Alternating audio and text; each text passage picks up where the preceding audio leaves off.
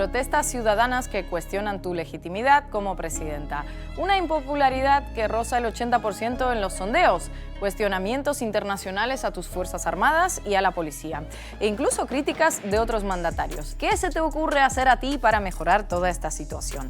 Pues permitir la entrada de más de 1000 militares estadounidenses en tu país y con armas de guerra. Hoy en Cafeína hablamos de Perú y la crisis política y social que se desató tras el cese de Pedro Castillo y la llegada al poder de la que era su vicepresidenta, Dina Boluarte, quien 6 meses después todavía no ha convocado elecciones, mientras parecen adueñarse del país los sectores más conservadores, entre los que está el eterno fujimorismo. No se olviden de suscribirse al canal de YouTube, activar la campanita, comentar y compartirlo con sus amigos. También estamos en otras redes sociales como Twitter, Instagram, Facebook, TikTok y por supuesto háganse socios de Canal Red.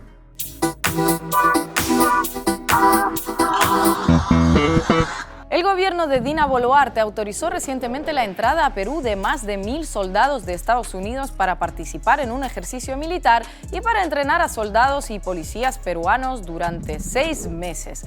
Para ello, las fuerzas estadounidenses ingresarán al país latinoamericano con armas de guerra. Fusiles, pistolas, ametralladoras, lanzagranadas, cañones cortos, morteros, escopetas, aviones, camiones y botes de respuesta rápida. Como se pueden imaginar, esta decisión, que para muchos es una clara violación de la soberanía de Perú, fue fuertemente criticada por los sectores de izquierda, pero desde la derecha no tardaron en defenderse. No es la primera vez que los soldados estadounidenses ingresan al país, de hecho lo hacen regularmente desde hace 2 décadas y con gobiernos de todo signo político. ¿Por qué entonces tanto escándalo?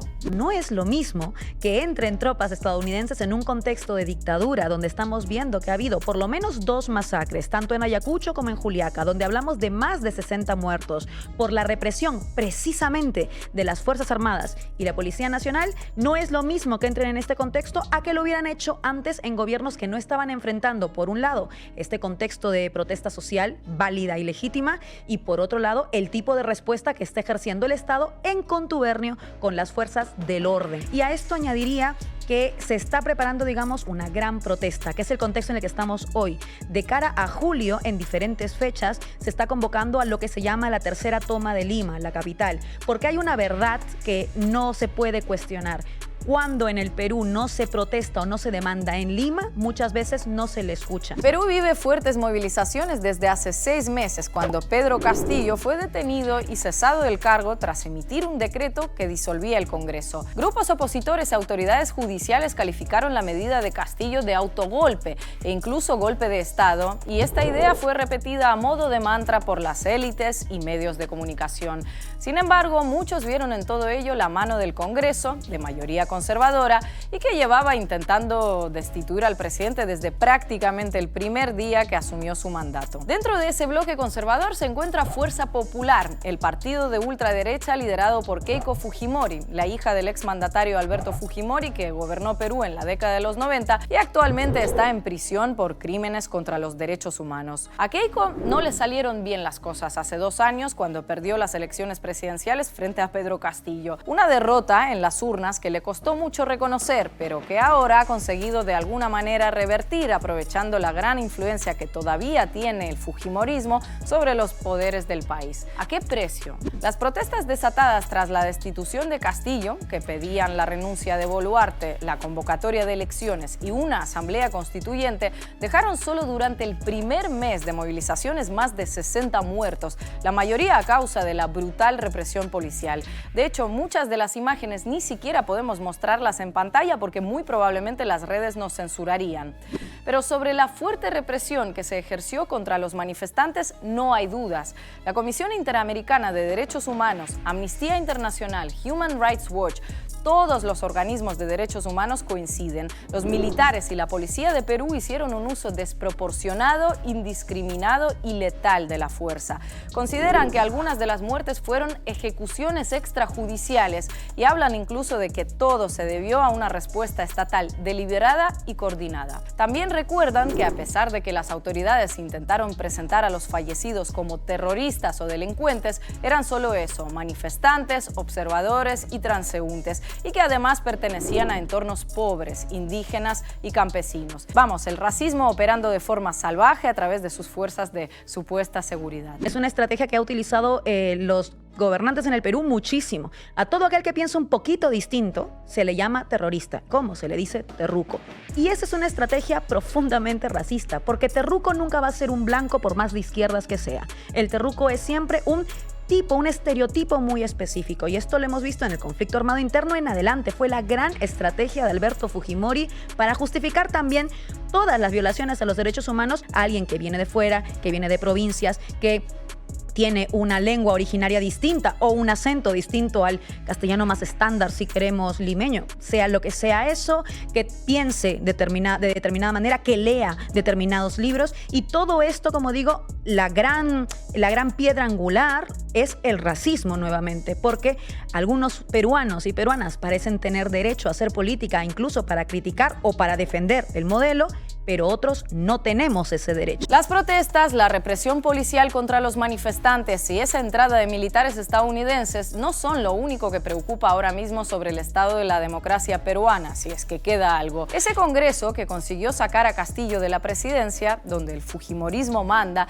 parece ir poco a poco y de forma muy sutil haciéndose con el control de Perú. Y todo ello gracias a la inestimable ayuda del Poder Judicial, las élites económicas del país y la propia Boluarte, que a estas alturas no sabes muy bien si gobierna o cumple órdenes. Por cierto, los dos, Congreso y Presidenta, cuentan con índices de desaprobación altísimos entre la población. Boluarte, quien recordamos fue vicepresidenta durante el mandato de Pedro Castillo, parece someterse cada día más a la ultraderecha. Como muestra de ello, la creación de una comisión consultiva encargada de brindarle asesoría en materia constitucional, en la que se encuentran reconocidos rostros vinculados al fujimorismo. Desde el otro poder del Estado, la justicia, las cosas tampoco parecen funcionar mejor si es que en algún momento estuvo realmente separada de la derecha. La Corte Suprema de Perú emitió un fallo recientemente en el que criminaliza las protestas. Lo que valoraba era otro caso, no las protestas recientes, pero las cosas que valoran los jueces, como sabemos, siempre sientan un precedente. En este fallo, los jueces consideraron que incluso aquellas protestas que eran pacíficas, pero que de alguna forma afectaban a terceros,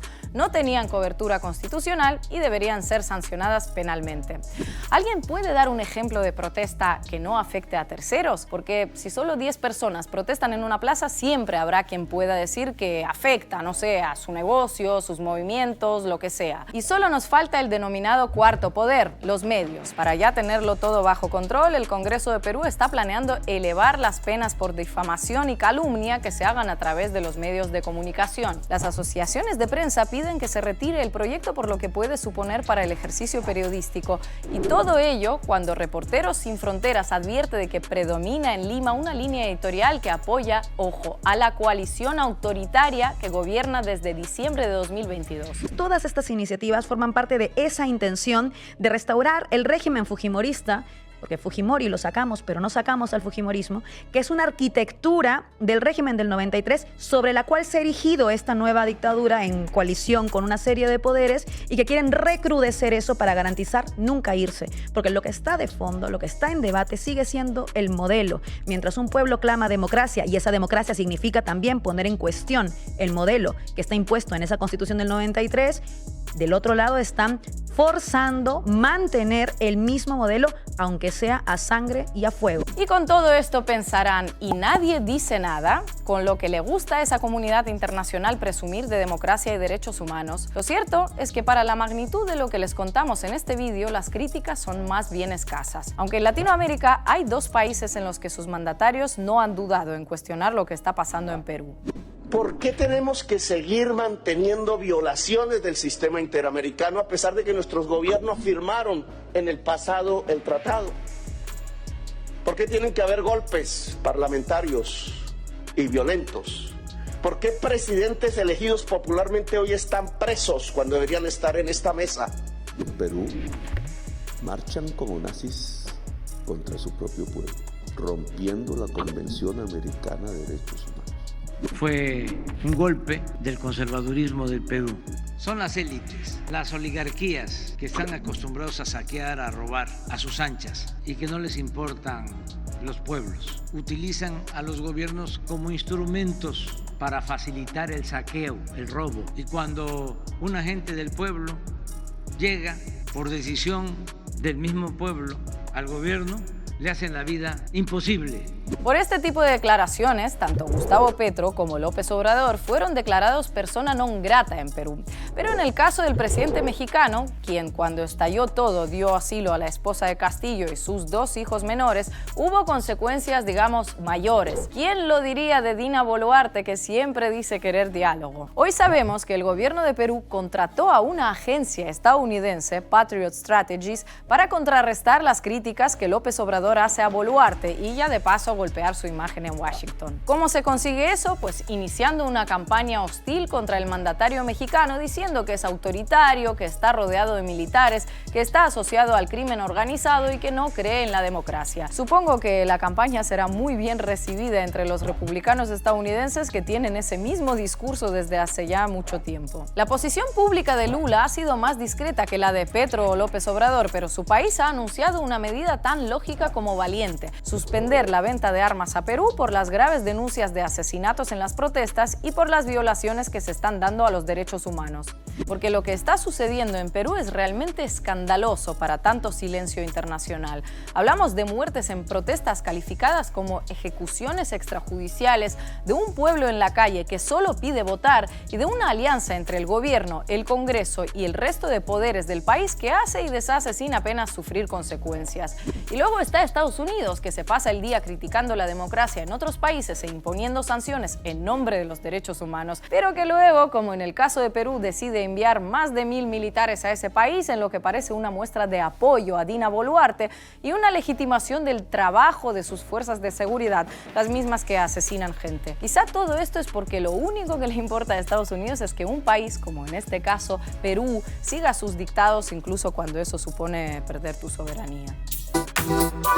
Lo importante aquí es que tengamos derecho a decidir si queremos escribir un nuevo pacto social, porque está claro que no funciona el pacto social que tenemos hasta ahora, porque no es ni pacto ni social, es un acuerdo de ciertas élites que por eso han tenido que verse obligadas a utilizar las balas, a utilizar las armas, a fomentar la sangre y la represión con ejecuciones extrajudiciales para hacer validar eso que siguen llamando pacto social. Claramente esa constitución no es legítima y ya no representa a nadie, y por tanto, pese a que no quieren entenderlo, Perú Movilizado lo lleva diciendo mucho tiempo: un referéndum para decidir si queremos un nuevo pacto social. ¿Quiénes lo escribirán? ¿Qué voces contarán? Y que no sea como ocurrió con la del 93, que fue impuesta también por parte de la que ya era en ese momento una dictadura, la dictadura fujimorista.